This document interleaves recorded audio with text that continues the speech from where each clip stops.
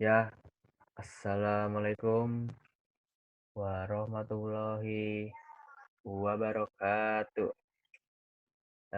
Saya Firdaus Zatur Rabbani dari kelas 12 IPS 1, absen ke-20. Hari ini saya akan mempresentasikan eh, materi dari sejarah peminatan. Saya memilih konflik di Eropa, yaitu Perang Bosnia dan Serbia.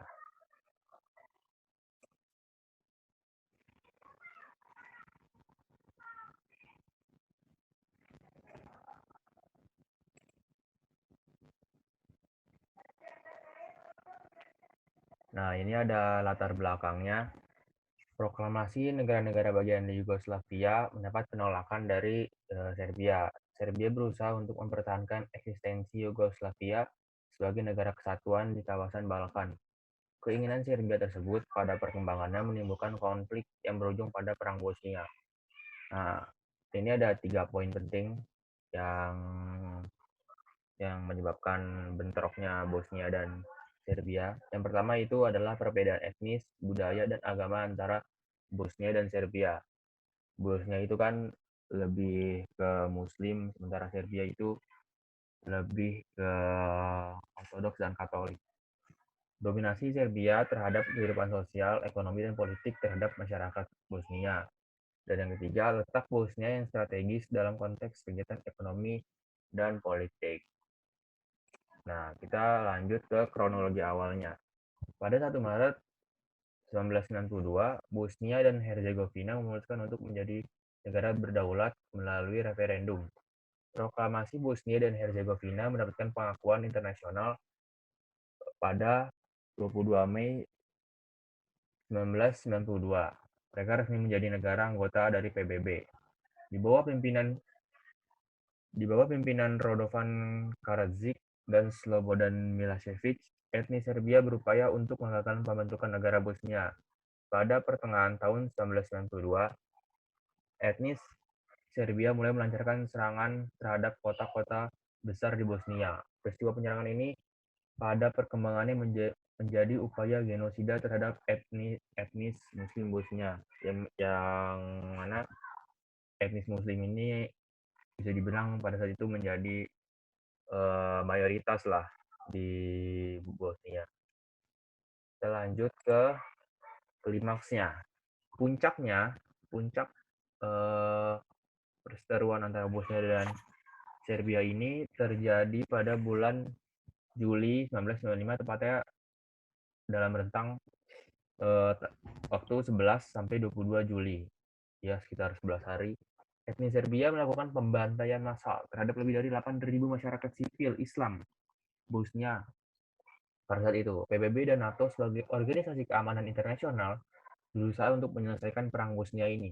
Pada bulan Agustus hingga September 1995, PBB dan NATO melakukan serangan udara besar-besaran untuk menghentikan kekejaman etnis Serbia. Dalam jurnal Perang Bosnia, karya Sri Sumartini tahun 2014, konflik etnis menuju kemerdekaan tahun 1991 hingga tahun 1995. Perang Bosnia berakhir melalui perjanjian Damai Dayton yang diselenggarakan pada 21 November 1995. Perjanjian Dayton ini mengatur pembagian wilayah Bosnia yang dibagi menjadi 2 negara, yaitu Republik Srpska dan Federasi Bosnia Herzegovina. Selanjutnya kita masuk ke Perjanjian Dayton. Perjanjian Dayton adalah perundingan untuk mengakhiri perang Bosnia yang berkecamuk sejak tahun 1992.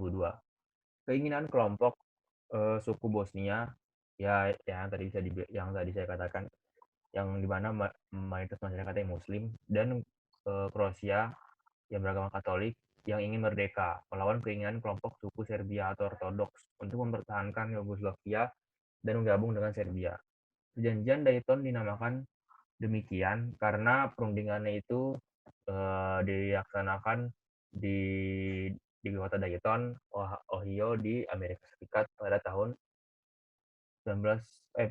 tanggal 1 November 1995. Kemudian secara resmi ditandatangani di Paris pada 14 Desember tahun 1995.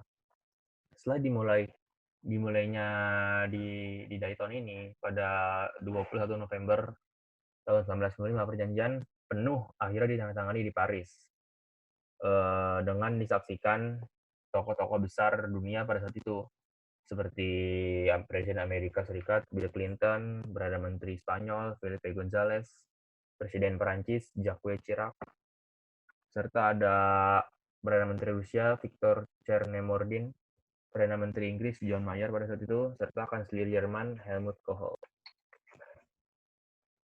Nah, dari hasil perjanjian Dayton tadi, terdapat 7 poin penting yang bisa dibilang menguntungkan kedua belah pihak. Yang pertama, menghentikan segala konflik dan pertempuran antara kelompok di Bosnia. Dan yang kedua, membentuk Republik Bosnia dan Herzegovina yang terdiri dari dua konstituen atau penyusun, yaitu Federasi Bosnia Herzegovina dinominasi suku Bosniak atau Muslim, dan Kroasia yang dinominasi Katolik, serta Republik Srpska dinominasi oleh orang Serbia itu sendiri. Itu yang dimana banyak para masyarakat ya menganut ortodoks, kepercayaan ortodoks. Yang ketiga, Presiden Republik Bosnia dan Herzegovina terdiri dari 3 orang yang ketuanya bergilir. 3 orang presiden ini mewakili tiga komunitas di Bosnia itu. Ya itu tadi sendiri, itu ada Bosniak yang beragama Muslim, Kroasia yang beragama Katolik, serta Serbia yang berkepercayaan Ortodoks.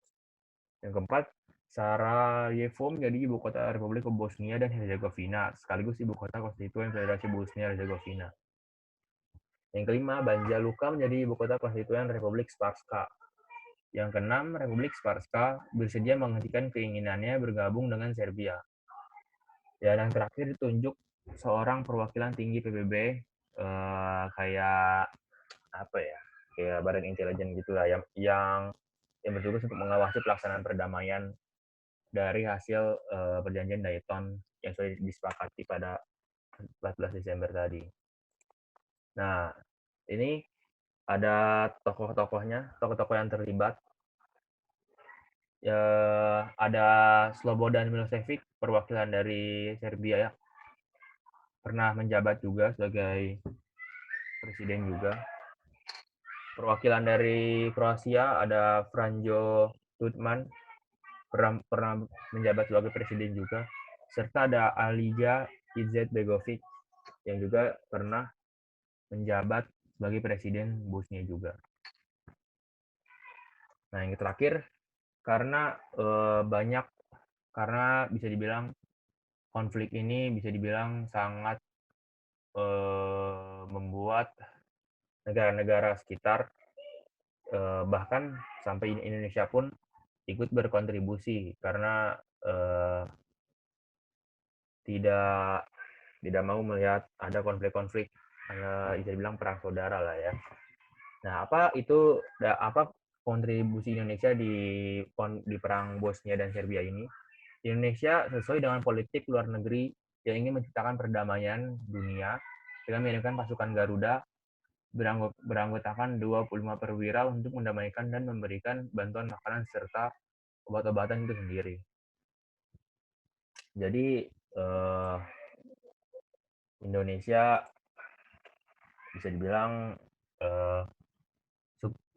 cukup berempati lah kepada Bosnia yang terdampak cukup banyak menelan korban jiwa ya. Nah, mungkin itu saja dari presentasi saya. Sebelumnya terima kasih buat Bu Lina sudah mengajarkan saya di SMA Negeri 3 Depok di 3 tahun ini. Banyak ilmu yang bisa saya dapatkan dari pembelajaran dari pelajaran yang Ibu sampaikan. Ya, kurang lebihnya mohon maaf. Wassalamualaikum warahmatullahi wabarakatuh.